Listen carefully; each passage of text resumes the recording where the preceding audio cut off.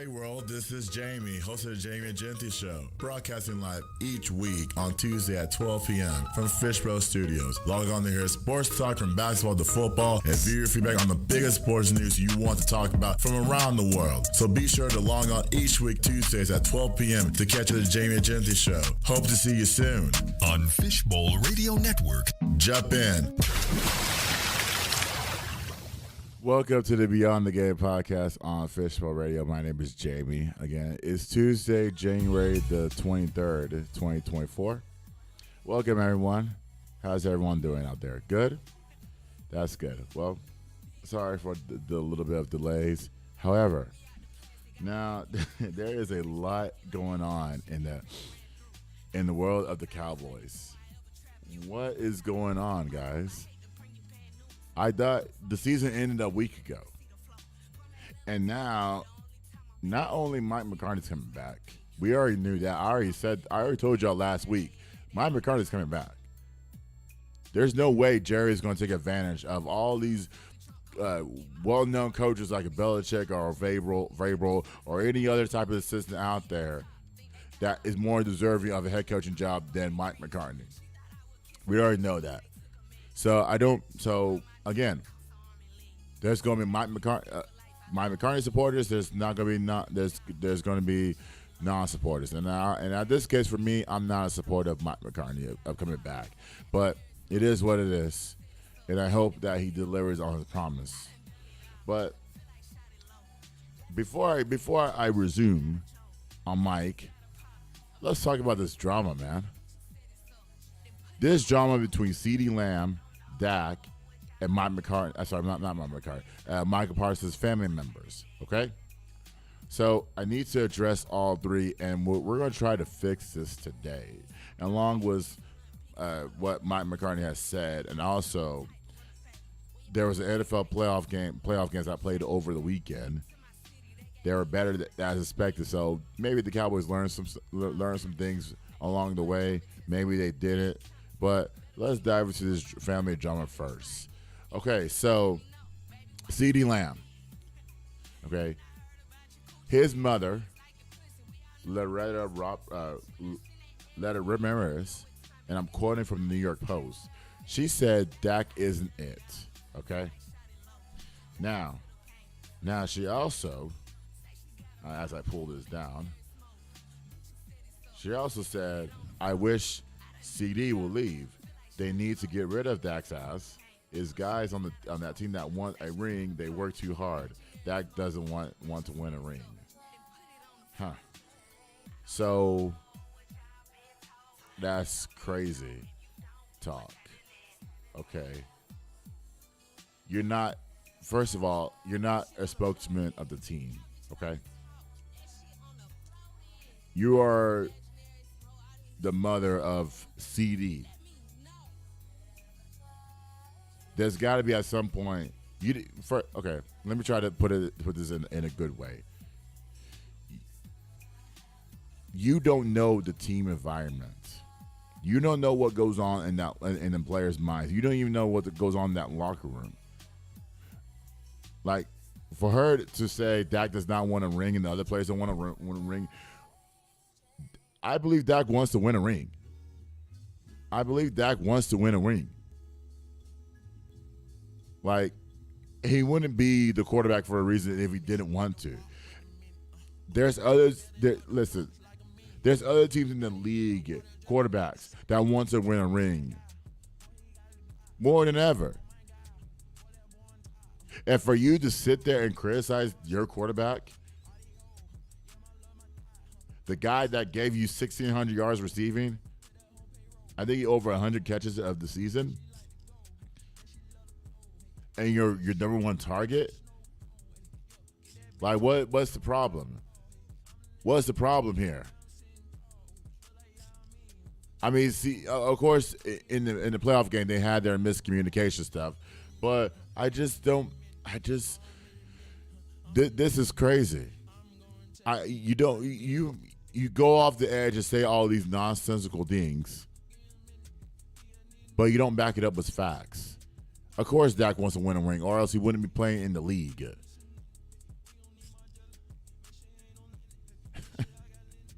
And I do believe Dak wants it. But unfortunately, time after time, he has not answered the call. And Dak has said it's his fault. He just said in his press conference he sucked. And he did. So what other situation do you want to go to that's going to make it right? Like, Dak is better than most of these quarterbacks in the league. Do you want your son to go to Philly? Pretty sure he'll have a ball over there. Do you want him to go to L.A., the Rams? Who knows? But CD is a part of this team. And I'm pretty sure that they will address it privately. But for his mother to come out like that, I'm like, okay, it's okay to have an opinion, but you're not going to criticize a player's ultimate goal. You're not going to do that. But it's just crazy that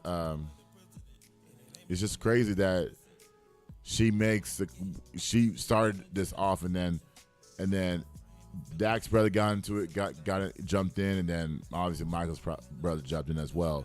But she also goes on to say, she actually replied to someone and says, hey, I want him to go to the Texans. First of all, the Texans are good. They don't need anything else. What they need is consistency. The Texans are better off than the Cowboys are, which I'll explain in a second.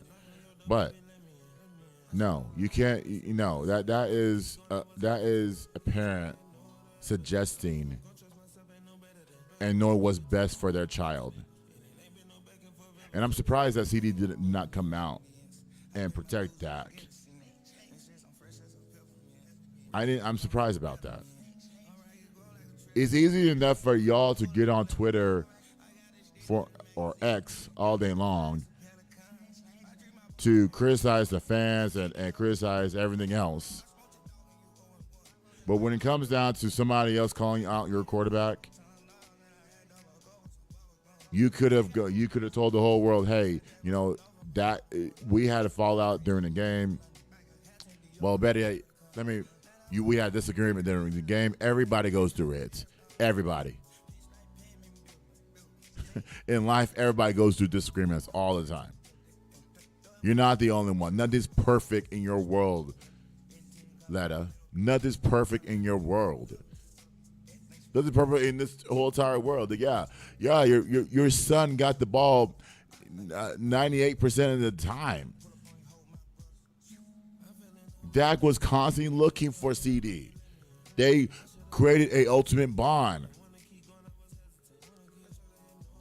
What other quarterback do you want?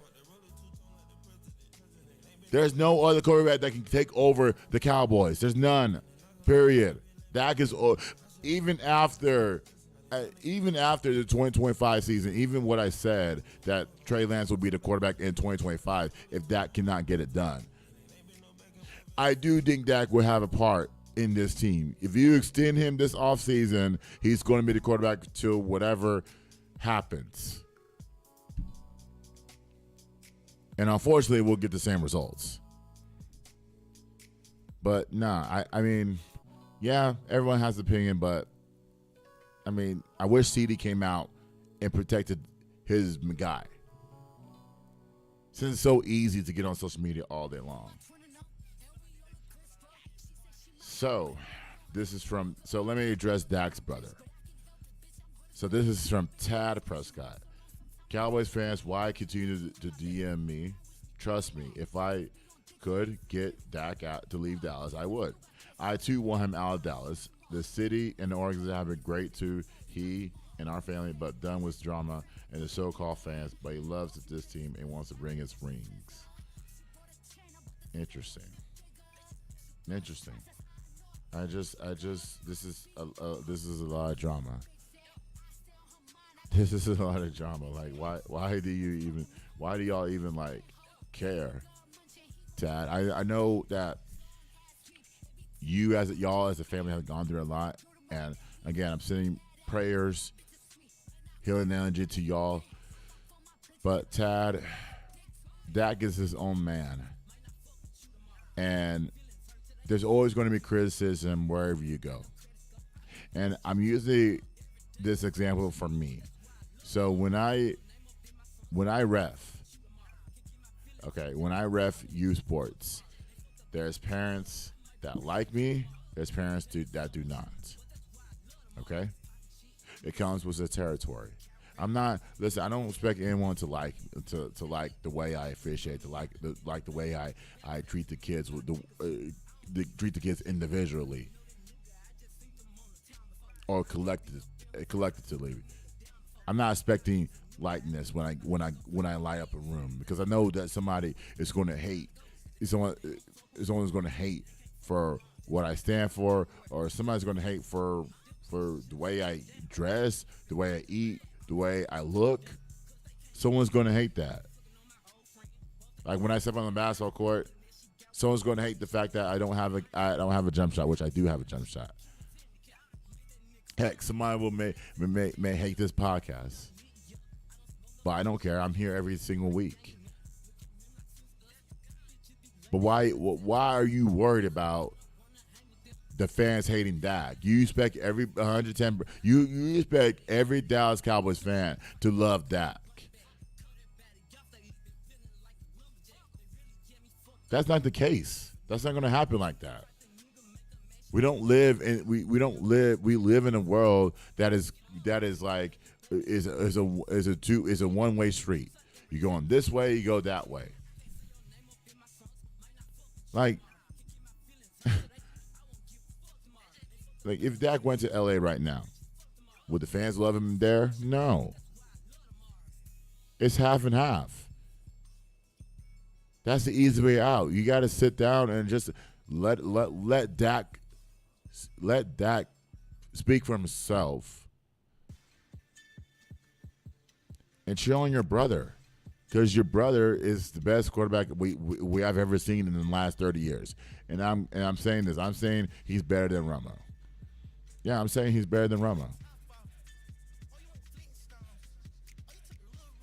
So Tad, it's okay to have an opinion. It's good. It's good. Fine. But don't criticize us for not loving Dak. I already told you I love Dak. What I also don't like is the fact that when it's clutch moments, he's not able to come through. That's what I don't like. I mean, I love his game completely. But it wasn't. But when he can't win the big one in the play, especially in a playoff game, that's when I have a problem. Okay, maybe it's over preparing, or maybe it's just me. But just support your brother. Just understand that it comes with the territory of being the face of the Dallas Cowboys. Just accept that. Now, I don't have Micah Parsons' brother quote here, but I would say I like the fact that Micah defended himself. He's the only guy so far in this Dallas Cowboys drama that has came out and said, I'm going to speak for me. No one else is going to speak for myself, for me. And that's how it should be. You should always decide your fate, no matter what other people say. Because at the end of the day, it's your life. It's your life. And that's how Micah took it. Dak and CD should learn from Micah. That's your teammate. Micah was the first person that came and defended himself. So all in all, we want to win as a city, guys. We want to win. It's just that the organization is having problems. It starts with Mike, and I'm going to play this. We're going to talk about it, and then I want Mike McCarthy to sit down, learn from these other teams, and see what they're doing so that next season you can not only copy them, but you can do it the same way. Well, not the same way, but you can learn what you can do better. Let's play that clip, please. My message would be this: we have established a championship program. It's just not the world championship yet. We know how to win. We know how to train to win. We have the right people, but we have not crossed the threshold of winning playoff games. And it's extremely disappointing to be sitting here talking about it. But I know how to win, and we will get over that threshold. I have total confidence in it, and that's why I'm standing here today.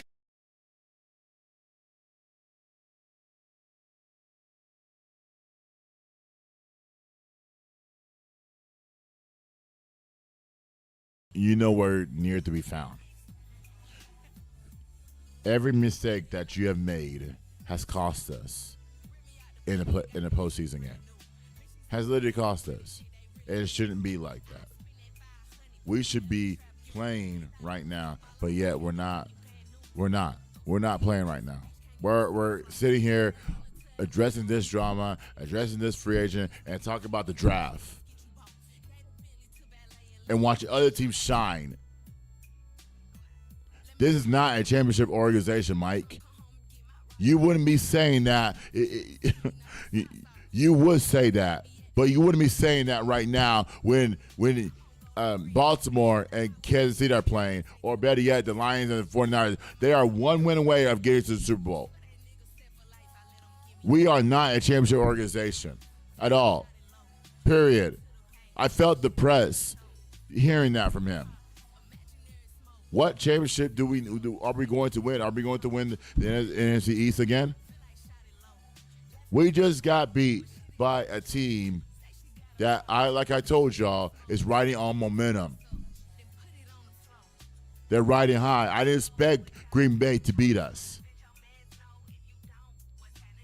I expect Dallas to keep playing and play to their fullest and care. But instead of saying that, Mike, why don't you just say, hey, it wasn't our year. We didn't get the job done. I totally blame it on myself. And we're going to find a way to fix it long term. Mike, you realize that over 29 other teams are hearing that right now. Even the teams that won only 2 games this past season.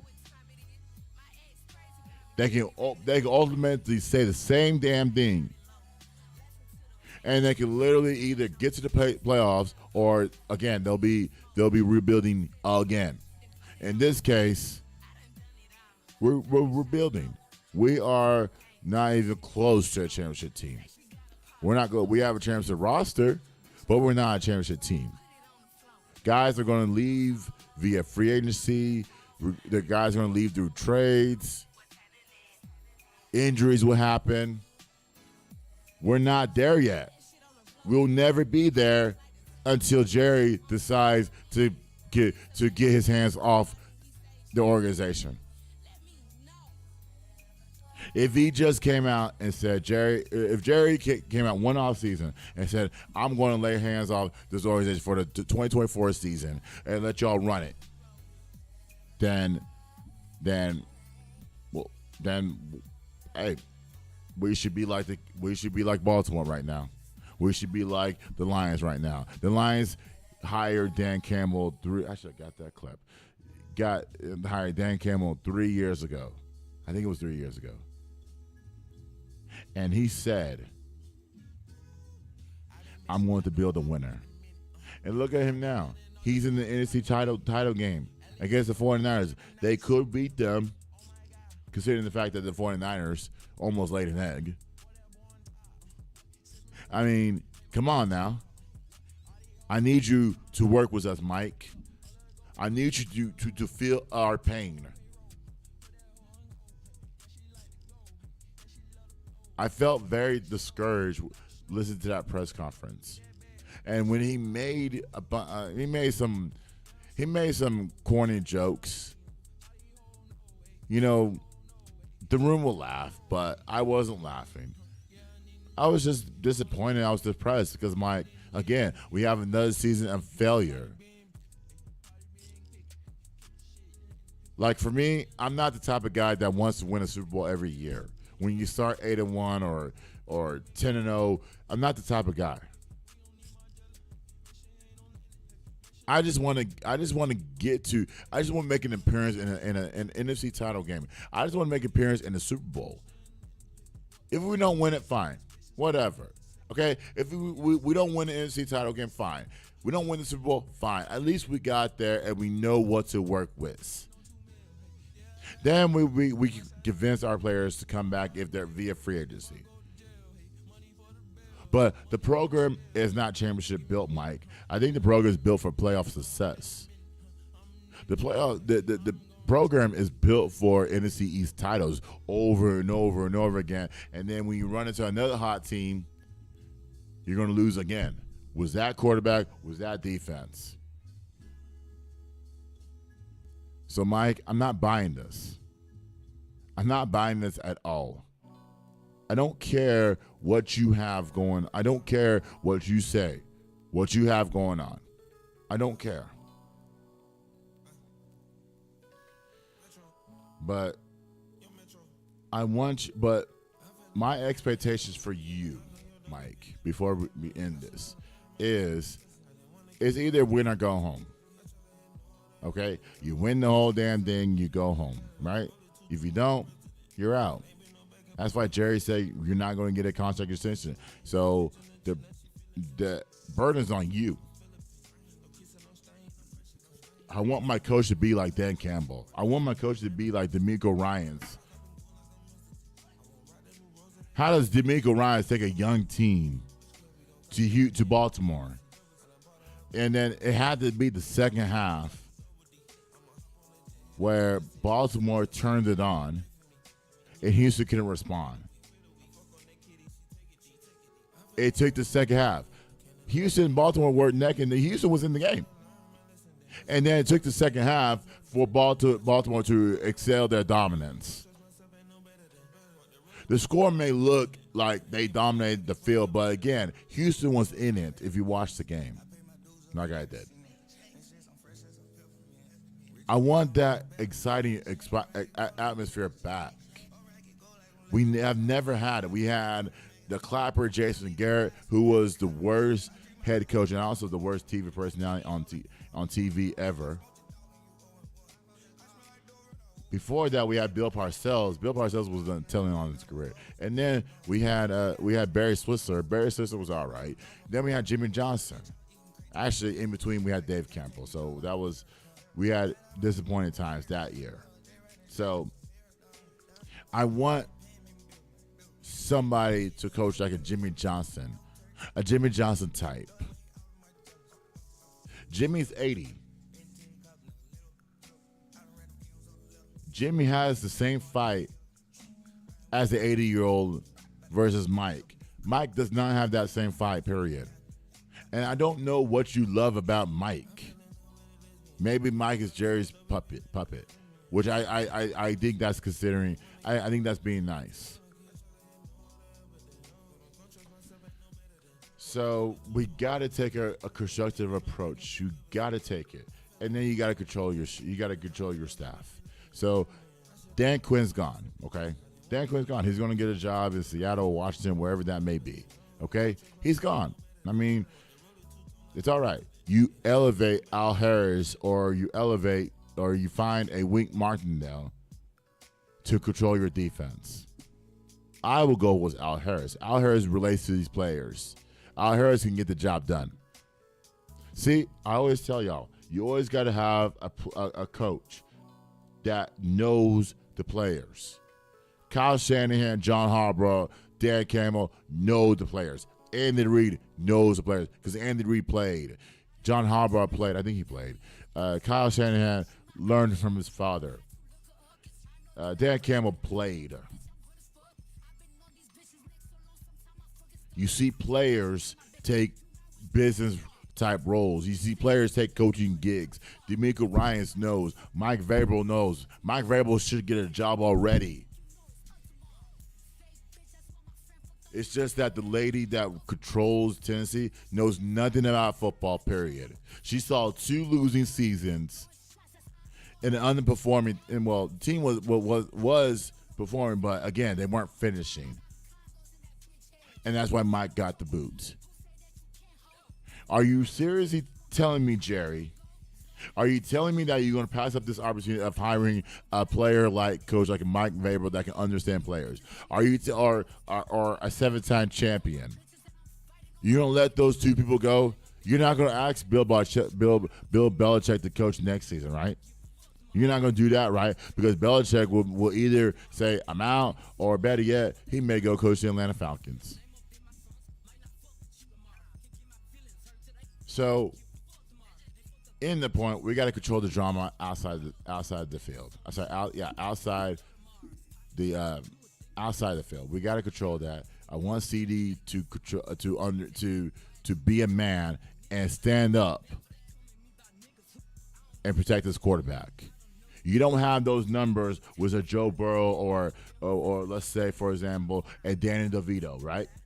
Or Jalen Hurts for that matter. Or Houston for that matter. You're not going to have those numbers in Houston or in anything else or anywhere else. So we got to fix those problems. Now, Cowboys need to learn this, because what I watched over the weekend, I'm going to tell you this. So the Chiefs beat the Bills 27-24, okay? Literally, they the Chiefs, they're going to the postseason for the 6th straight. Sorry, not the postseason. They're playing in the AFC title game for the 6th straight year. 6th straight year. And yet we're over here talking about family bullcrap. Taylor Swift will be in Baltimore at her suite. Fans in Baltimore will come to the stadium because not only for the game, it's to support their team, but also you got Taylor Swift fans in Baltimore that will come and see the iconic singer just sit in her suite along with Jason Kelce and all of them. And again, Jason Kelce will take off his shirt, which, hey, to each his own. However, they're in the postseason for the 6th straight year. They have no drama on their team. None. But you can easily say that Taylor Swift is the problem, right?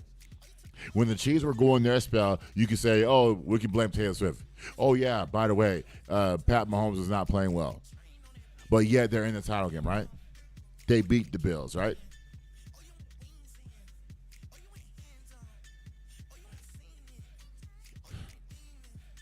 Some things that doesn't make any sense.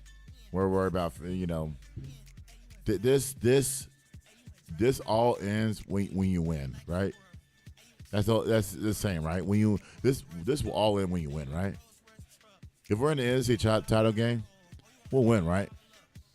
Oh yeah, you don't have CeeDee Lamb's mom calling you out. Oh yeah, we don't have Tad Prescott, calling out the fans. We don't have Terrence Parsons Jr. Calling out the defensive coordinator. You don't have those things. But yet the Chiefs are in there for the 6th straight year with Pat Mahomes. Two-time champ. Two-time Super Bowl champ. Now the Bills, for example. The Bills missed out on an opportunity. They're having problems with too, and it was Josh Allen. And honestly, they should be happy with their quarterback. I think that their quarterback is better than most. Even though, again, he has not answered the call of getting onto the Super Bowl. He had a rebound year. And the team itself is well constructed. I think they're going to be there for a long time. So So, but they missed that kick, and you shouldn't blame the kicker. You should blame Josh Allen, and you should definitely blame Sean McDermott. There were some plays left out on the field, and they could have took advantage of that. So, case in point, right? These guys don't have drama, but yet the Chiefs were able to run the ball. The Bills weren't able to stop it, but yet the Bills relied on Josh Allen to lead them. But Josh Allen can do what he can do. He ultimately missed some throws on the last possession. So you got to sit on that again for the next 8 months. Number 3, Tampa versus Detroit. Now this is the game that got Detroit over the edge. So Tampa retired Tom Brady. Who's your quarterback? Baker Mayfield, right? Baker Mayfield resurrected his career. Baker Mayfield was an afterthought. Baker Mayfield was in Carolina, LA, Cleveland first. Then he's out of the league. Then he goes to Carolina and LA. And then he may be finding a home in Tampa. So, because they want him back. They want him back for next season and beyond. Now, Baker didn't play bad this game. It's just Detroit ran the ball down their throat. They were a lot better than Tampa was in this game. And so was Baker. You talk about a quarterback 1 and out. Look at Baker Mayfield. Baker Mayfield was almost out of the league. And then he goes to Tampa and leads the team to the postseason. Beats the Eagles and then nearly beats Detroit. And they want him back for next season.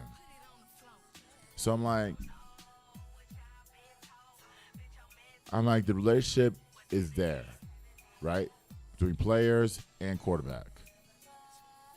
Between front office and quarterback. It's there. They came out and said, hey, we love Baker Mayfield. We want him back. We're not drafting a QB. We want Baker back. Now, in Detroit's case, Jared Goff is playing in his second. This is his second time in his title game. Dak has been to 0, and Jared Goff is not even better than Dak. Jared Goff just gets the job done. He's not even in the top 10. You can't put him in the top 10 quarterback. But yeah, we put Dak every single year because of his numbers in the regular season. But yeah, you got Jared Goff. This is his second appearance there, and he's able to lead a team that's not even supposed to be there. Like I said, they ran the ball. They know what Jared Goff can do and cannot do, and Jared made the plays. So they're going to the playoff game. The NFC title game for the first time since 1991. That's in Detroit.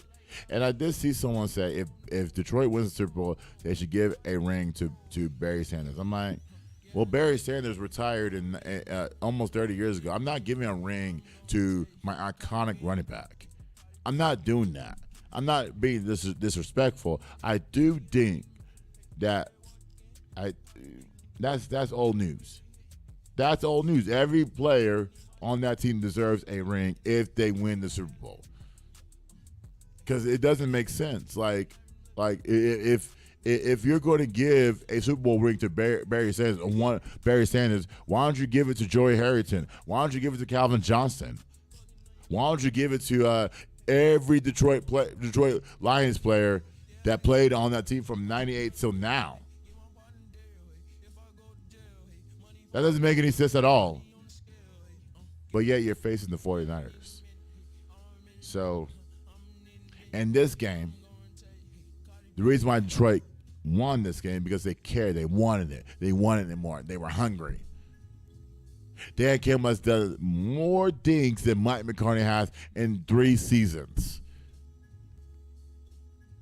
And this is a guy that got emotional last season, that he was trying everything he can to get the Lions over the top. And he did that.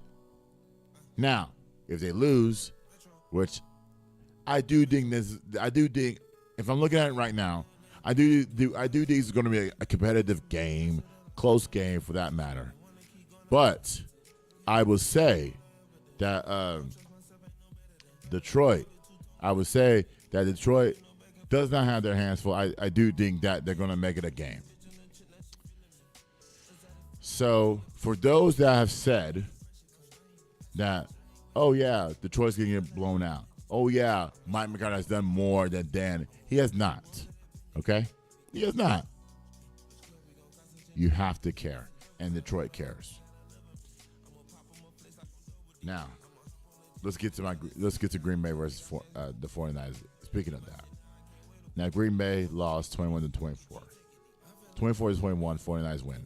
Okay, close. It was Jordan Love could have either gone down because you had timeouts. You had timeouts to stop the clock. If he would have ran 2 to 3 yards. If he would have ran 2 to 3 yards, then I do think that they get another possession, and you never know what would have happened.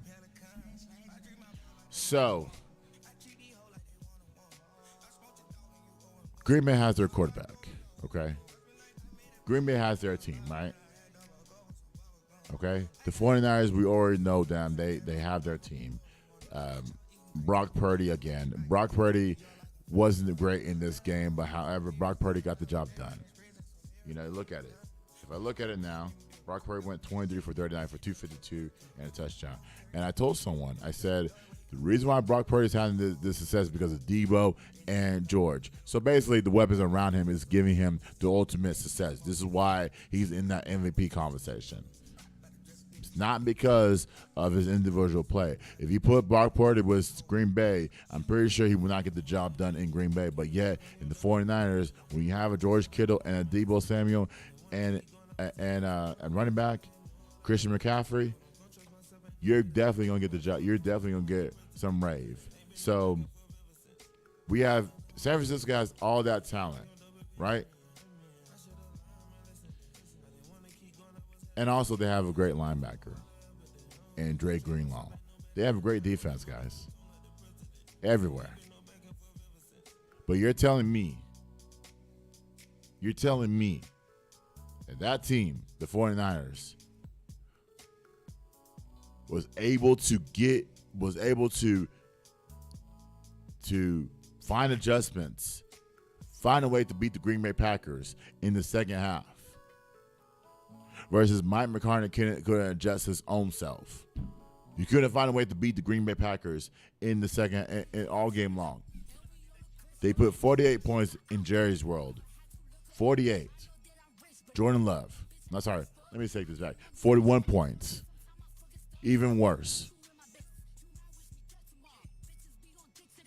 Kyle Shanahan will go down as an all-time head coach. All-time great head coach. John Lynch will go down as an all-time GM. You got to have player, GM, and a coach. You got to have both. I think that's what Carolina's going to try to do. But anyways, anyways, you got to learn. You got to learn from this game. You got to learn from the 49ers. Now, my last point. Speaking of Houston loses to Baltimore. You see, this is why. Okay, Houston went further than Dallas did, right? Now, last season, Houston was picking in the first 2 rounds. They picked up. They went number 2 with C.J. Stroud. Okay, right. Okay, so C.J. Stroud, maybe you're supposed to improve. You're supposed to adjust. You're supposed to do all the things possible. Okay? That's what CJ Stroud. They give him the blueprint to improve, right? They give him the blueprint to say, you don't have to make this big play. You just have to, you don't have to make this big play. You just had to play quarterback. He exceeded his play. Okay? Like I said, told y'all, Houston went further than Dallas did because Houston has that mindset that they want to win now. They're not that team to wait 2 to 3 years to make that team look great. They want to win now, and they have the pieces to win now. Now, Baltimore, Lamar Jackson should be the unanimous MVP. Not Dak, not Brock Purdy, but Lamar. How is it that Lamar is able to get his money in the offseason at the right time? Once he gets it, we're off and running. Lamar does not get talked about because Lamar can't throw the ball. And he's still working on it, but Lamar gets the job done. They allow him to run his own plays. In case of Dak does not run his own plays. Dak allows Mike McCarthy to get him to where he needs to go. Of course, yeah, Dak is going to put great passing numbers because of Mike McCarthy's offense, yeah. But I want Dak to take the lead. I want Dak to avoid sacks. I want Dak to run the football. Period. Like a Lamar Jackson. Maybe if Dak ran the ball instead of worrying about injury, then maybe we'll get further than we are. Because Baltimore has an elite defense, so do we. But so do we. We can allow Dak to call his own number like Lamar has. So I would say for Dak, for the Cowboys, you should learn to call your own number. You should also learn to avoid distractions off the field. Period. In the story. So I don't know moving forward that these players for the Cowboys are better fit to control their own families. And I think they will. I think they'll find a way to control their own families. And I do think that they'll find a way to have a productive offseason, players-wise. I don't care, but the organization can make moves in the draft or in free agency, which that would never happen because, first of all, we won't hit on that first free agent. And they know that. People who cover the Cowboys know that we won't hit that first free agent. We won't even hit first in the draft, for that matter. We failed on Mozzie. Mozzie did not fail on himself. We failed on Mozzie. So, that's it. That's it for the playoff stuff. So, the title game is next week. We just got to see what happens. And again, I didn't really want to talk about the Cowboys because I did say last week I wasn't going to talk about the Cowboys. I wasn't going to. But this drama came up. I ignored it on Saturday because I said, okay, this is nothing. Then the noise grew. You got Stephen A. talking about it, and then you got Skip talking about it, and then you got everybody talking about it. Cowboys fans talking about among themselves. And it's like, man, when are we going to catch a break? When are we ever going to catch a break? When are we ever going to say that if we win, this thing that doesn't happen? They don't happen. If you win, they don't happen. Like if the Chiefs beat Baltimore on Sunday, which that would not happen. What does that say about? What are you going to say about Taylor Swift? Oh, Travis Kelce has Taylor Swift to himself. Yeah, that may be the case. But also, Chiefs fans will blame Taylor Swift for attending the game, which is not the case. If Pat Mahomes throws 2 interceptions, you should blame Pat Mahomes. And Pat Mahomes will be the first person that'll tell y'all he blames himself for giving up the game if they get blown out, which I don't think they will. I do think it will be a close game. So, anyways, let's get to basketball stuff. So, before I get to my TCU stuff, The Mean Green. I always want to talk about the Mean Green, but I will talk about Texas and what's it called? Texas women's and other college basketball headlines later on. Later on, as the season starts to get a little bit better, a little bit stronger, games are starting to get a whole lot better lately. So I'm going to talk about the women's stuff.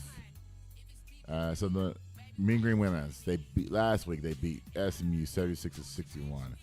Desiree currently had 15 points. Oh, Jocelyn Moore also had 15 points.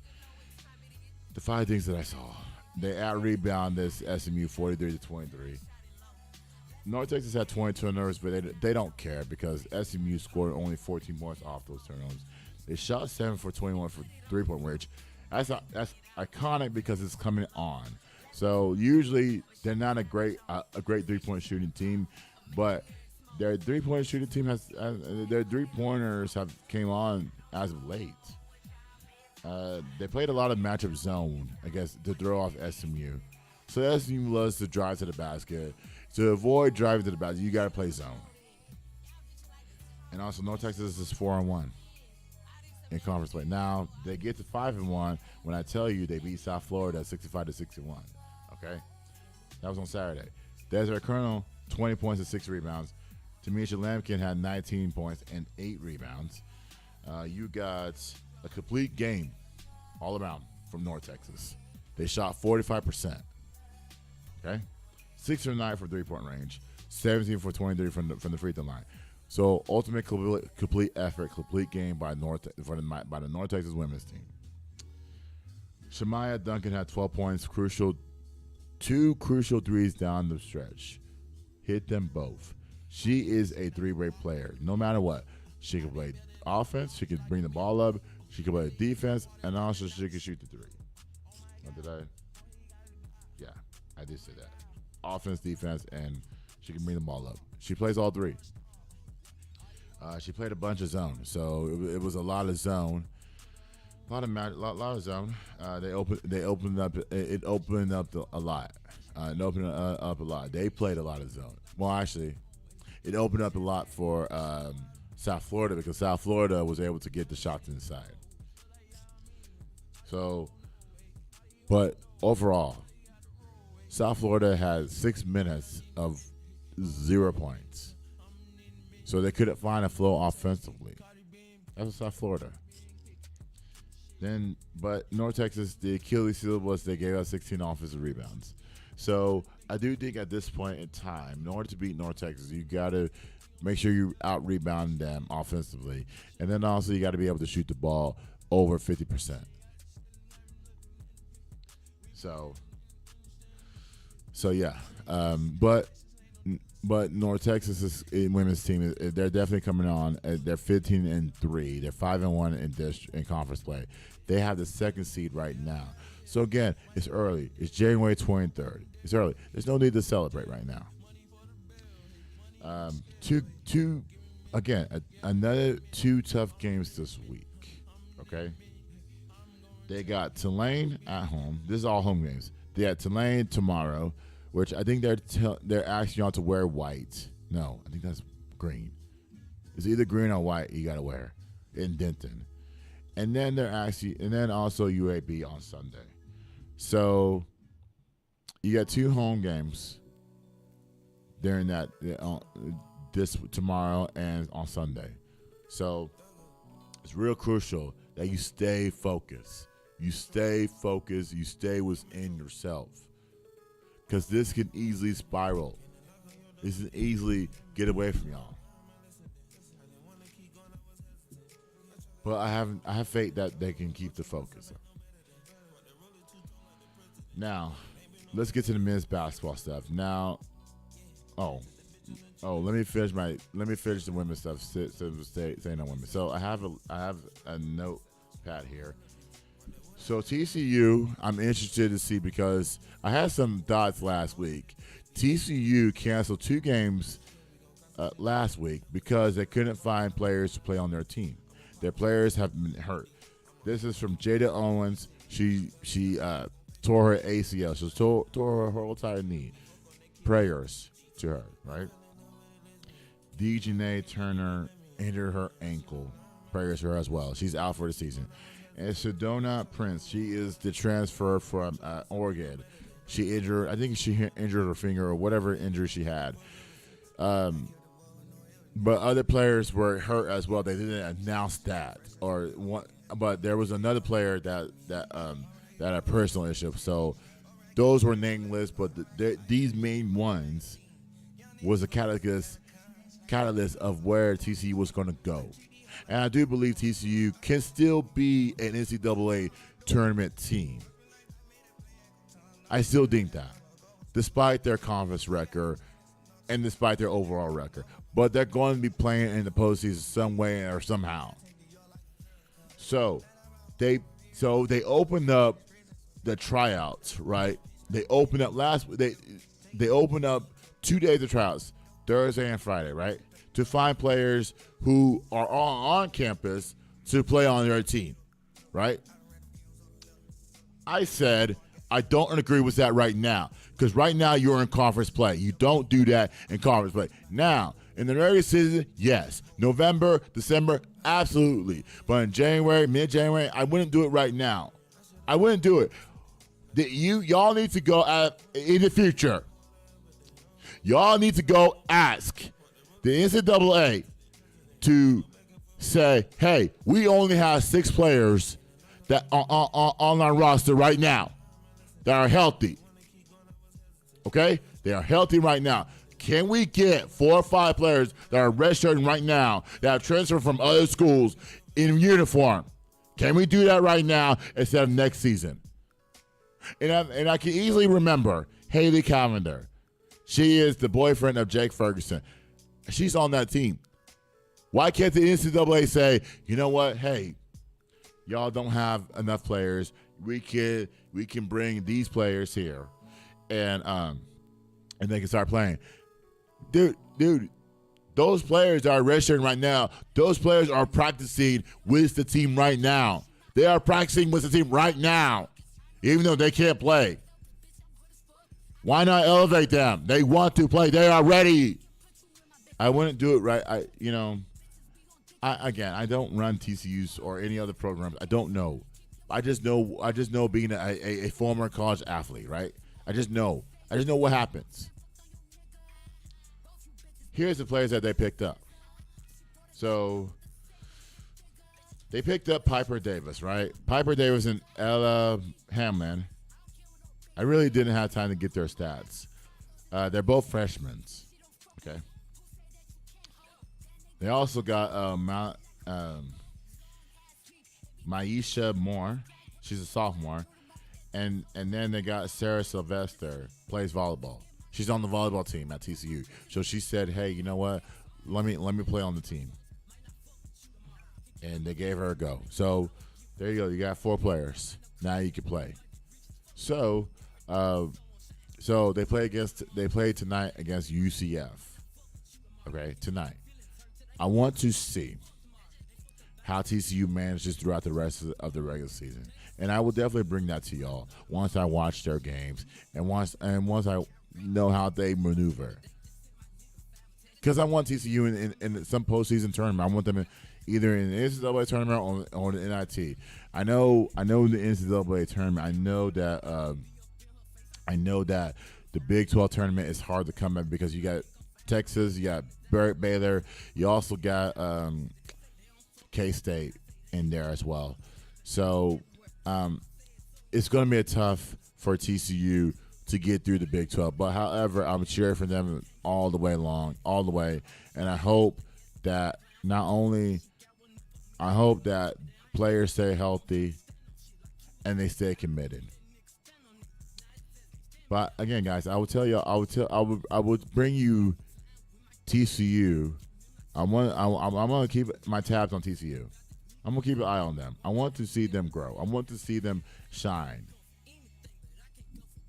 Now let me get to my men's basketball because this men's basketball was pretty disappointing.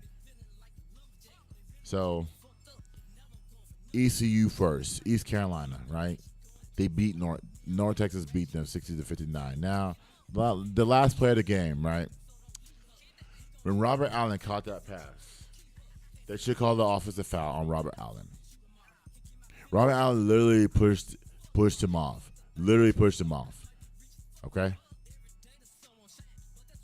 All right. Josh, so literally pushed him off.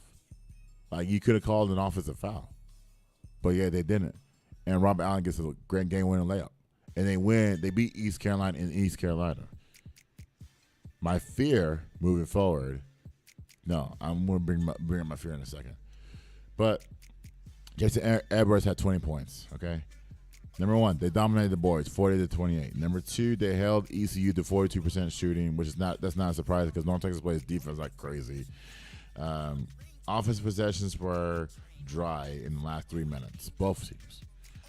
And then obviously Robert Allen scores the game-winning basket off a push-off. And then I worry about ECU's team for the second time. Again, I worry about it. I worry about it because if you face the team the second time, I don't know how the outcome's going to be. Charlotte, they lost to Charlotte 56-44. North Texas only scored 44 points through a 40-minute game. Think about that. North Texas does not score a lot of points, but 44 points in a 40-minute game, man, that's saying something. Y'all need to work on your offense. But it's 12 points off their average, number one. Number two, you put a lot of players on Jason Edwards. Jason Edwards has been scoring in bunches lately, but he only scored 11 points on 5 for 18 from the field and 0 for 8 from three-point range. So he has to learn how to play physical. No offensive flow. They shot 32%, worst ever. And then they need John Bruggs and Reuben Jones back. Reuben Jones controls the pace of the game, runs their offense. Without him, they're not even close. And also, John Bruggs knows how to shoot. So John Bruggs knows how, if you play zone against North Texas, you got to look for John Bruggs. John Bruggs can shoot from anywhere, and they need that. And so I'm hoping SMU or even FAU, two crucial matches during the week, either one of those players can come back. I never thought a shoulder or a hamstring injury would be that serious. I thought it would be like, stretch it out, put some ice on it, and you're ready to go. I didn't know you'll miss like 2 to 3 games. But then again, I'm not in that organization. And Ross Hodge got outcoached. Okay, I want Ross Hodge to work on the offense. At some point, we got to work on the offense. We can't be scoring 44 points through a 40-minute game. It's always great to play defense. It's always great. But when you don't have offense, when you have teams that are scoring 80 points a game, you're not going to hold them to 56 points a game. You're not going to hold them 24, 25 points below their average. They're going to find a way to get their shots up. They're going to find a way to get to 70 or 80 points to their normal average. You're not going to do that every single game. I wish that was that. I wish that was the case, but it's not. So, like I said, crucial. It's crucial this week. You got to face SMU on Thursday. Now, they're trying to beat the attendance record. Now, no, I love North Texas. I love them to death. However, this promo sounds wrong. You rather care about the attendance versus the game itself. This is a big game against a quality opponent. SMU is no joke. We can't treat SMU like a joke. They scored 103 points against somebody, against Tulsa the other day. They're coming here, bringing their luggage and scoring when they get off the bus like crazy. They will dominate us instead of trying to find a way to defend them. We got to be able to match their energy. We got to be able to be physical down low. Which in this case, we weren't physical against Charlotte. That's why they killed us. So SMU, that's on ESPN2. So I don't know what's on the main channel on ESPN on Thursday, but that's on ESPN2 Thursday night. Okay. Again, I'm not telling y'all to not go to the game, but go to the game and support the team. I expect y'all to pack the house. Why don't you just pack the house? Why don't you just say, hey, why don't you get 9,000 fans in? Why don't you even get 10,000 fans in? Texas fills their whole entire place. Why can't us? Why can't we fill the place? You're telling me 3,000 people fills the no? I can't. No, bro. On Thursday night, come on now. Make every 50,000 student go to the game, alumni and current students included. Should go to the game. And then, hold on, you got on Sunday afternoon, you got FAU. Okay. Now, FAU is very tough. I think they're still ranked. This is a very tough team. It's a very tough week, actually, of games. Again, we'll definitely break it down. But, however, I will always say this. Dusty May is the best coach in the AAC. I honestly can say that when we're in the Conference USA, along with FAU, I think he was better than Grant McCasland. Now, Grant McCasland is the best head coach in North Texas history, right? Yes, I will say that. I'll say first best. But in that history. But if you talk about conference play, I'll give it to Dusty May. Like, you don't take a team that we don't know of, and then you take him to the NCAA tournament. And then you're within a possession away of making an appearance in a title game, which you can probably win. One possession away, one missed jump shot away of getting to the title game. It happened. But then again, I will always say Dusty May is the best coach in the AAC. There's nobody better. Maybe you can give it to Charlotte. Maybe you give it to Ross Hodge. But Ross Hodge is not a bad coach. I'm not saying he's a bad coach. I'm just saying Dusty May's better. So I expect North Texas to come out with fire. I expect North Texas to come out with a reignited energy. I expect them to come out like that. And hopefully, we get 2 wins under our belt. If we don't, then we're in trouble. All right, guys. That's it for my college basketball takes for this round. Now, coming up next, let's talk about some NBA stuff. I didn't really get into the Embiid and Towns talk last night because I know both of those guys scored 62 and 70 respectively. But I will get on it today. But there is 5 teams that need improvement right now, and hopefully via trade they can make it happen. Let's talk about that next. It's Fish Rolls Radio's Beyond the Game.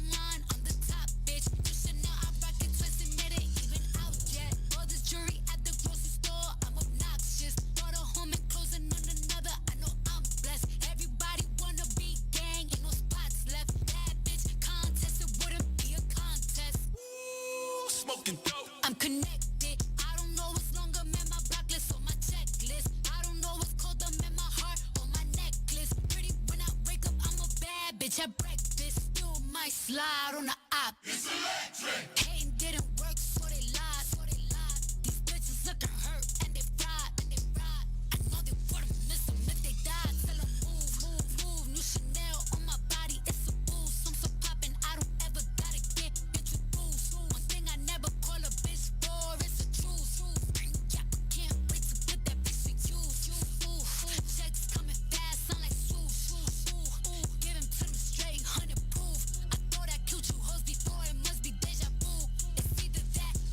catching body numbers. This that rock music, this that drop location, drop a op music. Man, this ain't for them niggas in the house, this shit for Glock you. And don't talk down on churches hoes who known to be a cock you. This that pill talk, gotta bust his head, he cut on op music. Who said you game? Who said you could come around this bitch and hang? And I fucked your baby mama, and I ain't say a thing. Just came outside in 2020, pull up in that 21. I pick my side, switches fully, and I'ma die for 21. I got plenty cars, I hit plenty stars, and then it come. I said it plenty times, I pay for bodies, I ain't pay for none. You think I'm finna leave my bitch for you? She fuck Future too. I know that Vaughn hit her, she put up on my block and Jimmy Choo. Schmirk. Ooh, checks coming fast, sound like swoosh. Ooh, give him to them straight, 100 proof. I thought I killed you hoes before, it must be deja vu. It's either that or I'm catching body number 2.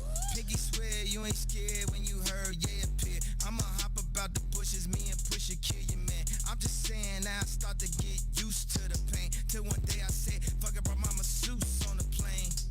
Why you playing? Reaching the game, lose a hand. Where you stand? Where was Jay at? Where was them at? Where you done that? Where you live at? Another headline, where you had at? Nigga go home, where your kids at? They be on my nerve, they be on my nerve. When we lost Verge, I was on the verge. I just hit the Louis store, had to splurge. We just made a silent movie with no words. Guess who topping now? God got me now. Guess who at Balenciaga? Guess who shopping now? They can stop me now. I've been popping now. Cardi, where your sister at? I need Henny now. I flew in and out, 150,000. Now even when they shout, gotta shout me out. So ahead, go ahead. Not even close. All of y'all is number 2. Ooh, checks coming fast, sound like swoosh. Ooh, give him to them straight, 100 proof. I thought I killed you hoes before, it must be deja vu. It's either that or I'm catching body number 2.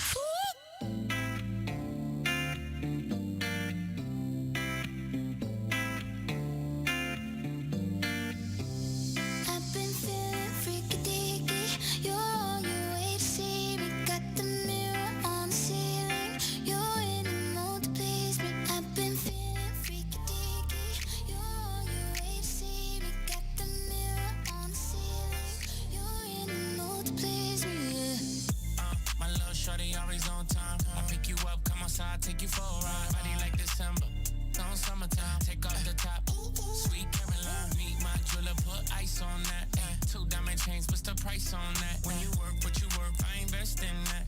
Itty bitty waist, but your so fat. Let me slide in and Wayne Gretzky. Let me see it bounce like a jet ski. Ay, I know you wishing he was like me. Like late night calling me for some good. Ay. Feeling freaky deaky. You're all you wait to see me. Got the mirror on the ceiling. You're in the mood to please me. I've been feeling freaky deaky. You're all you wait to see me. Got the mirror on the ceiling. You're in the mood to please me. Back it up. Back it up for you. I wanna see you back it up. So I can back it up for you. Go ahead, back it up. So let me back it up for you. Go ahead, back it up. See, that's my type. I'm a cut flights. You could break a back and I could put it on rice. I got sleeping issues, so I do it all night. Boy, give me a show and put the on nice. Keep your eyes shut. I'ma go tough. He don't want an if or an and just but. Don't get me a miss or a man just. Boy, just let me switch up on your. Cause we they all make love. Just come over. I'm all messed up. All on my tongue. Feeling freaky deaky. You're all you wait to see me. Got the mirror on the ceiling. You're in the mood to please me. I've been feeling freaky deaky. You're all you wait to see me. Got the mirror on the ceiling. You're in the mood to please me. Black Barbie, perfect and you gnarly. I raised the stakes for you and bet all it. Put some respect on my name, I get you poppin'. Don't leave a girl around me, I got options. Ain't no stopping the ball, she wanna take it off for me in a new Dior. Wanna touch it, wanna grab it, wanna lick it, wanna ride it. I get so infatuated and erotic with you. Take a shot, we intoxicated. Taste so sweet like the rapper, baby. She never was a freak and she said you made me. Forever, forever, ever, juicy baby. Feeling freaky deaky. You're all you wait to see me. Got the mirror on the ceiling. You're in the mood to please me. I've been feeling freaky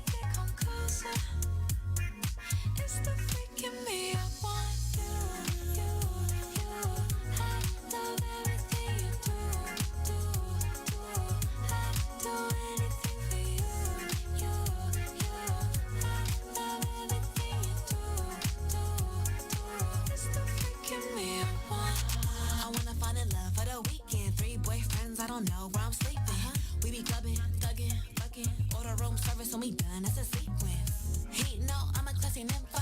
We'll keep it simple, you know what you here for. Tell that cussing, yeah, let you up with the key code. All this ice on, but he bout to catch a heat stroke. You got everything that I like. You don't eat the booty, you lying. You mixing liquors, you might. Pull me tight and pull me closer. It's the freak in me, I wanna show you. It feels so good, don't want it to be over. Now, baby, I know that you like it, come closer. It's the freak in me, I want you. I love everything you do. I'd do anything for you. I love everything you do.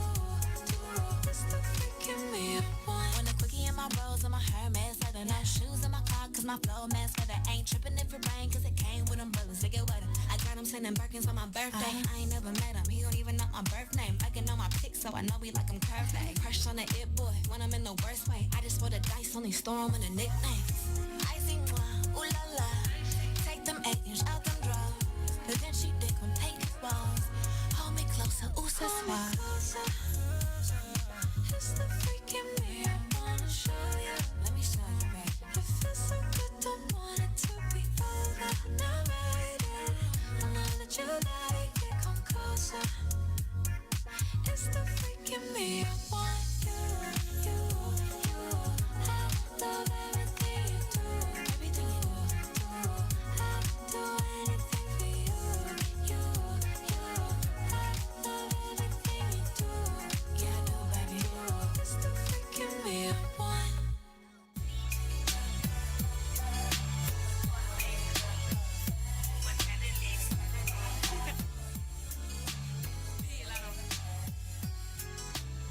Fishbowl Radio.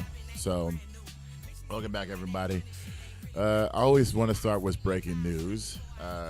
Looks like, according to ESPN sources, Tristan Thompson, the 5-time cheater of Khloe Kardashian, and among others, he's suspended for 25 games for violating the league's anti-drug policy. Now, Thompson, if I can pronounce this right, and butumorin, which is a growth hormone. That's a growth hormone. I think that's what bought it. I never heard that before. So I'm like, before I get to my 5 days, I'm like, why would Tristan take this? Tristan, you're already a cheater. So why would you cheat yourself in the game? Like, dude, come on now, man. You're already helping the Cavs out with your play on the court. Like, why would you do this right now? The Cavaliers are in the midst of an 8-game winning streak, and in the top 5 in the conference. And you do this right now. You don't have Evan Mobley. Now you're banking on Jared Allen to play more minutes, and somebody else will come off the bench and play their minutes as well. Over a stupid mistake.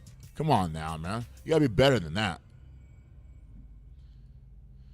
But anyways, nonetheless.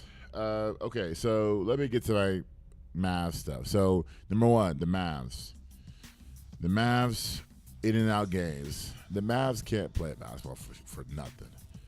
They are 24-19 right now. They are 8th right now in the conference. They're in the play-in tournament right now. They're having issues on defense, as always. They're also having rotational issues. So Jason Kidd does not know which guys will fit best. They have Tim Hardaway coming off the bench. Tim Hardaway has started some games. Tim Hardaway has came off the bench. All that stuff. And I'm like, well, Tim Hardaway should be able to start. Tim Hardaway should be able to start, right?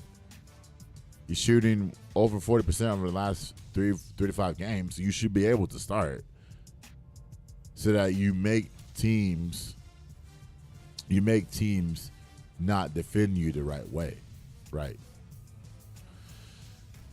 So, well, you get teams getting out of their zone, and so I just have a question. Does Jason Kidd know his team? Does he know his team? I don't know he does, but I wouldn't go off and make a trade. I don't think this team needs anything more. They always talk about a big man, but yeah, there's no big men in the NBA. You got Embiid and Jokic, that's it. Maybe you got a Jared out, unless you want the big man to play a role player type. And you can't consider Victor a big man too, because Victor is not a big man. Even though he's 7'4", he's huge. He's tall. He's just tall. He's not like bulky. I wish he was, but he's not bulky. He's not that big. And I wish that the Mavs would figure this out. I wish they stopped playing games and fix their issues on defense. And I want Mike Bassick to stop figuring out players. They have what they need. They have dresses at every position. If they were to get another big man today, then that means they don't trust in Derek Lively. So what is Derek Lively supposed to do? Derek Lively is coming on his own. Derek Lively is going to be a good big man in this league. He's not going to be the best, but he's going to be a good big man on a good basketball team, which the Mavericks are a good basketball team. And so the next 5 will be tomorrow night against the Suns, even though they lost to the Celtics last night. Kyrie and Luka. Kyrie had 23 and Luka had 33 and 18 rebounds and 13 assists. So triple-double for Luka. Kyrie had 23 points and 6 rebounds. Luka also played 40 minutes. Kyrie played, I think he played 32 to 38 minutes. So none the case. So I already told y'all before the season that this is going to be a Luka or a Kyrie type of thing. And in this case, both guys came through last night. Unfortunately, they didn't get the win against the Celtics. So again, they're playing the Suns tomorrow night. That is a national televised game on ABC at 7:30. And then they got the Hawks. They're at the Hawks Friday night. Okay, that's NBA TV. And then they come home to play the Kings on Saturday night. Okay, and then they play the Magic on Monday. And then they got the Timberwolves at the Timberwolves next Wednesday. So the next 5 games, I'm going to honestly say they're very tough. I could say that the Hawks and the Magic, you don't know what type of teams you're going to get on a given night, but you're going to get everybody's best. I know the Suns are going to be tough, which we're going to talk about that in a second. And also the Kings will be tough as well. I think the Kings have started to find their groove a little bit. So this is going to be a tough stretch, a tough final 5 games in January for them. And we just got to see what happens. Right now they're 24-19. They could easily be like at 25 and 23 in the next 7 days. So we'll see what happens. Number 2, the Suns are struggling. Okay, 25-18, the Suns. They're 5th in the West Conference right now. They have won 6 straight, so they're starting to get their group going. Booker scored 50 against the Pelicans, and also KD scores 40 against the Blazers. The conversation is Durant the GOAT. I'm going to play this clip, and y'all tell me if we need to have this conversation of having Kevin Durant as the GOAT or not. Let's play that clip, please. Into Nurkic, looking for Durant, for the lead. Oh, wow. It's not over, it's 1.6. With 1.6 remaining, Kevin Durant delivers, but the Bulls still with an opportunity. They call timeout. Did he double clutch that? I think he did. It looked like he double clutched it. Here it is. And again, listen, I keep saying this. You have to be in tune to what's going on out there. Patrick Williams, I know he's guarding Booker, but Booker's no threat to score. You've got to understand time and the situation and what the clock is. You've got to help Caruso out on that play. Even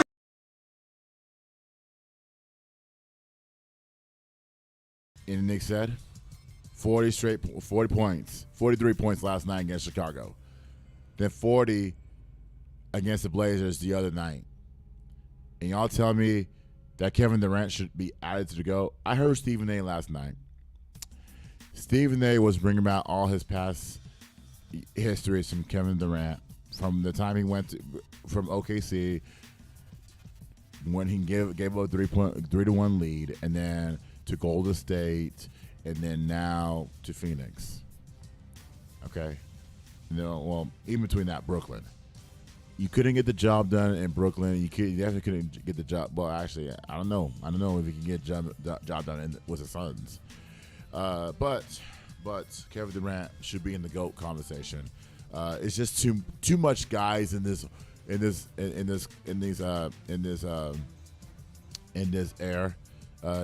got the LeBron, Steph, and Giannis, and the Dame, and the other worlds, and you got a bunch of other players as well. It's just too much, and I do definitely want to put Kevin Durant in that conversation as the GOAT. He should be there. I mean, there's nothing else he can do. He's won 2 championships. I think he's like a 15-time All-Star, more than that. This is his best basketball we have seen to date, and so definitely in the conversation. Now, my only question would be, can we keep Bradley Beal healthy? The reason why they're winning is because Bradley Beal has stepped up. Bradley Beal, I can't remember his averages, but Bradley Beal has stepped up. Okay, he works well on that team versus all of them. And so Bradley Beal along with Drew Eubanks, Katie Bates-Diop, former Spur, Josh Okogie, are the keys to success. So anytime those guys are healthy, especially Bradley Beal, they can get far. I'm not trying to put the Suns in the championship conversation. I'm not doing that yet. I have to see more from them. I have to see if they're buying into Frank Vogel's defense. I think they are. It took a while, but I think they're buying into that, which is why they won 6 straight. Devin Booker, you can't forget about him. He's always going to get his own. He's still a scorer. You still score. So if you're going to put Kevin Durant in that conversation as a goal, are you going to put Devin Booker as a goal as well? Devin Booker can score. Devin Booker can get his own. Devin Booker, you asked Devin Booker to play point guard, and Devin Booker has answered that call. And so it's better. It's better that way. Now, the next 5 games will prove different for the Suns. So, Dallas, that's tomorrow night. And then the Pacers, at the Pacers. Then you got the Magic, at the Magic. The Miami Heat, that's a back-to-back night. At the Magic, Sunday night, Monday night is the Magic, and then the Nets. So you got, after the Dallas game, you got a 4-game road. Well, actually, you got a 5-game road trip that starts in Dallas and probably ends in Brooklyn. So we got to see what happens if they win all 5. We'll see. Number 3, the Pacers. Are they getting better, or are they in between? Now, the Pacers are 24-19. They're 7 in the East. They traded for Siakam last week. So they gave up Bruce Brown. Bruce Brown's in Toronto, which is the Lakers are looking at Bruce Brown. Again, Bruce Brown is not a scorer. Bruce Brown can defend for y'all. And I don't see him lasting in Toronto in over the next week or two. I do think another team that needs a defender and also needs some scoring off the bench will provide the service. So you're telling me that Bruce Brown gets traded to 2 different teams in the next 2 in the last season and a half? Like, come on now. Indiana wanted him, but Indiana said we want Siakam than Bruce Brown. So I do think Siakam provides what they're missing. What they were missing is somebody at a small forward spot. Now, when Tyrese comes back, it is going to be a little bit different. Who scores the basketball? Is it Tyrese? Buddy Hield has started to come up a little bit. Or is it Pascal? Pascal can get his own as well. Yeah, I can't remember that. You can't forget about that. Pascal can get his own. And then Miles Turner. Miles Turner is going to protect the paint for now. And then they got a bunch of other players as well. So, it looks like Tyrese is going to be out 3 more games. And then we got to fix the defense. So, Jenny Bozchek is the defensive coordinator. She's on the bench. She's coaching Dallas before, along with Rick Carlisle. You got to be able to fix the defense, guys. If the Indiana Panthers fix the defense, I do think you could put them in the conversation as a top 6 team in the East. You can put them in that conversation because you traded for Poscom. You also got Tyrese scoring a lot, and then you also got Buddy Hield understanding his role. Because I started getting scared a little bit. I thought Buddy Hield never existed until I saw him 2 games ago against Phoenix. I was like, okay, he's back. But for now, tonight, you face the Nuggets. That's a home game. Then you got the 76ers, which Joel Embiid scored 70 last night. Shout out to Joel Embiid out there. He had 70 points last night. Wow, against the Spurs. Now, the Spurs need to fire their whole entire staff. Whoever directed Wemby or Zach Collins to defend Embiid last night, to allow Embiid to get 70 points last night, y'all should be fired, period. Then you got the Suns. That's a back-to-back night. Also home game. Then you got the Grizzlies on Sunday. Then you got then you're at the Celtics next Tuesday. So I'm interested to see what happens. They said Tyrese Halliburton is going to be out the next 3 games. So I think he's either coming back against the Grizzlies or the Celtics. They may hold him out 1 more game because of the Grizzlies' records. But then again, the Grizzlies can beat you with anybody. They don't have John Morant, Desmond Bane, and Marcus Smart right now. They just have Jaren Jackson Jr. holding the team together till the end of the season. So I want the Pacers to get better. They got to fix their defense. They got to fix it on the other side of the court. We just got to see what happens. Number 4, the Hawks rebuilding. Now, over the last few weeks, there's been a lot of rumblings of the Hawks, right? The Hawks being disconnected, the Hawks not caring, or some players maybe out of the organization. Let's talk about it. So they're 18-25 right now. They're holding the 10th spot, the last spot in the play-in tournament. Right now. Trae Young's out this week with a concussion. And then Murray, here's my opinion. Murray would not be traded. Okay? I say this because you got DeJounte last year from San Antonio. He got away from a team that didn't want to go he didn't want to go through the rebuild again. He already tried it with Tony Parker. He said, okay, fine. I'm going to score a bunch of points, and then I'm going to go from there. Okay? Now,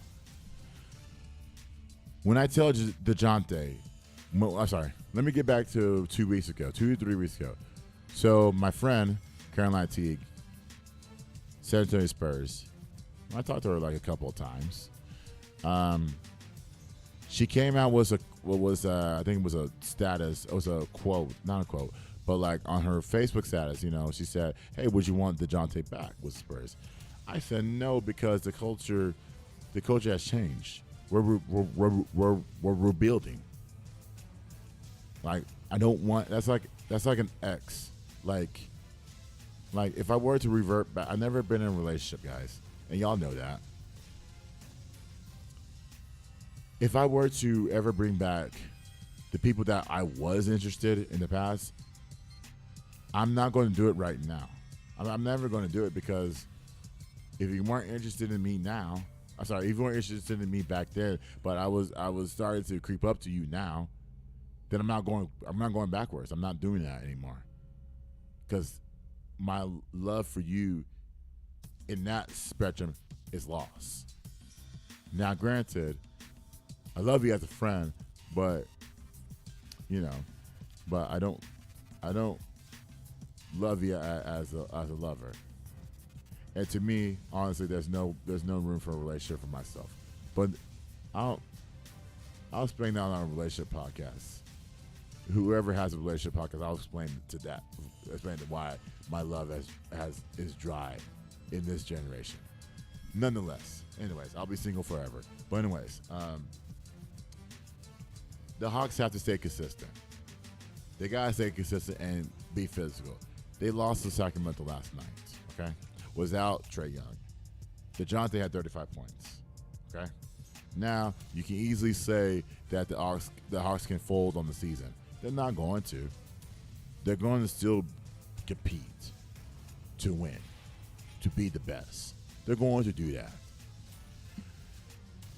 But I don't want I don't want the Atlanta Hawks organization to trade for Murray unless it's the right trade, unless you get a quality player back. Okay, I don't want that at all. I don't care if the Lakers are making noise out there that they want a point guard. You already had one. You spent the whole entire offseason paying all these players, and then y'all can't get it right with the amount of players that y'all have. You can't get it right. That's your fault. At the end of the day, you have to look in the mirror and say, you know what? I'm screwing up. Rob Pelinka, it's my fault. I told someone the other day, maybe Rob Pelinka should look at himself in the mirror and say to himself, this is my fault. He should. If the Lakers don't make the playoffs this season, Rob Pelinka should look in the mirror and say, this is my fault. That's what I'll tell Lakers fans. But the next 5 for the Warriors, for the Hawks. They got the Warriors next, so they're on their West Coast road trip. Warriors, okay? That's tomorrow night. And then they got the Mavs as a home game. They also got the Raptors on Sunday. They got the Lakers next Tuesday. And then they got the Suns on February the 2nd. So again, it's a tough schedule. They can easily be out of that spot. But I don't want them to go trade for Trae Young or DeJounte. I don't want them to do that at all. Period. Because I still think that they still could be a good team. Now, my final point for today: the Magic losing focus. Now, remember the Magic? They started the season. They won 9 straight games. And now they had won one game. They won a couple of games. They teetered off a little bit. They lost. They won. They lost. They have teetered off a little bit. And I started to believe. I'm not a Magic fan. I started to believe in this team a little bit. I was saying, you know what? This could be the best Magic team ever. This could be the best Magic team of the season. They can make the postseason. They can make some noise in the postseason. But everything is falling apart. They're 23-21. They are 8th. They have the 8th playing spot. Okay? They have to keep the focus.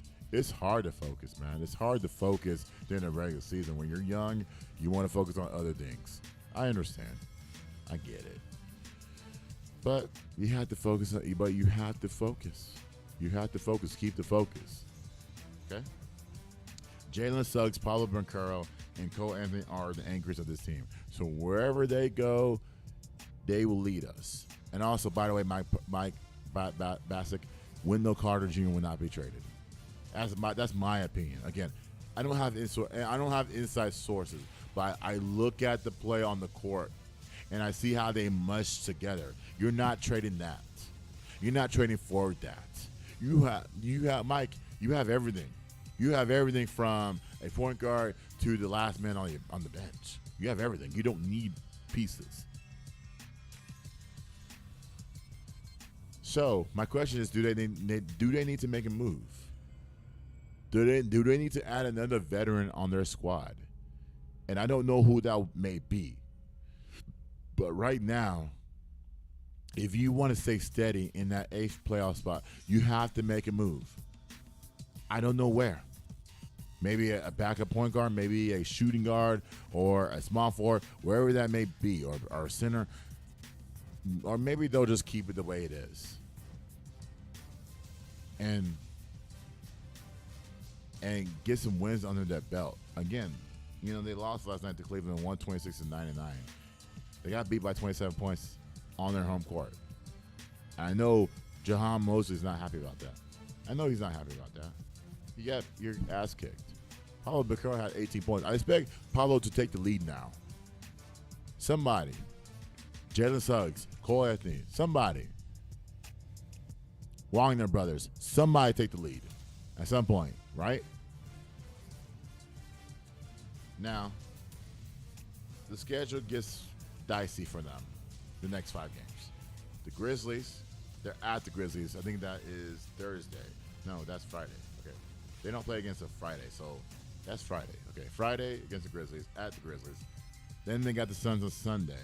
Then they got the Mavs on next Monday. So they're in Dallas next Monday. So that's a back-to-back.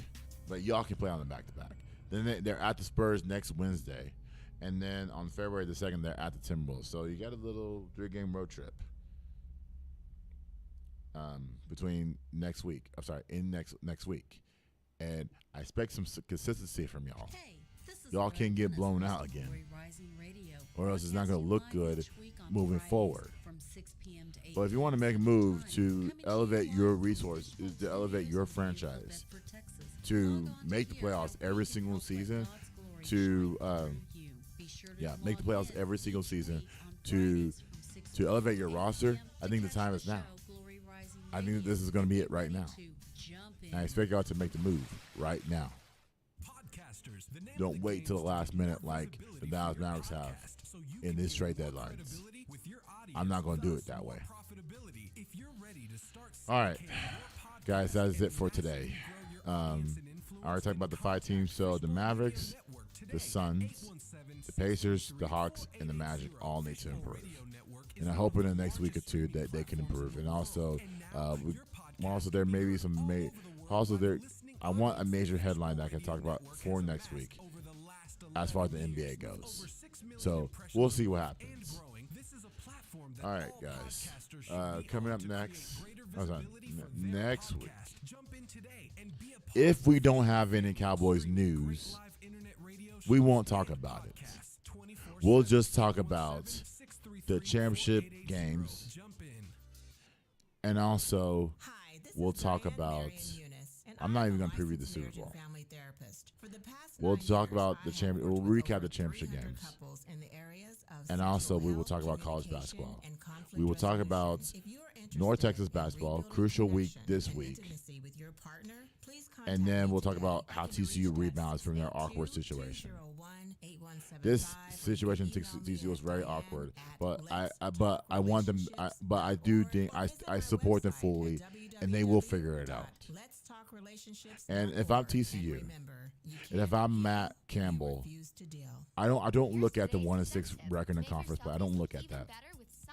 I don't look at that at all. I look at my roster. I look at every game. I look at UCF right now, right? I focus on the opponent. I don't look at the record right now. The record's irrelevant right now. Right now, I take game by game. UCF, I don't know the next opponent, but we'll talk about them. And also, if there's any NBA content we'll talk about, I will definitely talk about that next week. All right, guys. Thank you for listening and watching to Beyond the Game podcast. Make sure you subscribe. And I'm definitely getting those videos together. So give me a second, and I'll get them to you. All right, guys. Take care, everyone. Have a great day, and I'll see y'all next week. It's Fishbowl Radio's Beyond the Game.